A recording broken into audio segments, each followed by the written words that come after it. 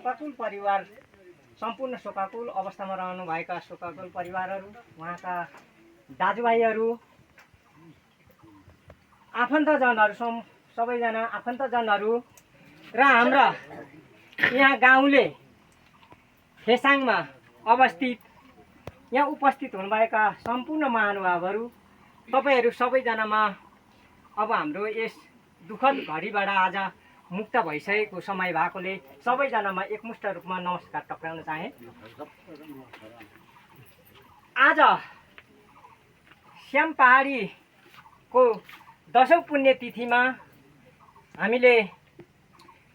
आफ्नो धर्म, संस्कृति र परम्परा अनुसार हामीले जात जातित्वको हिसाब किताबले उहाँको शीघ्र स्वास्थ्य लाभको कामना सहित आफ्नै विधिबाट बाहुन विधिबाट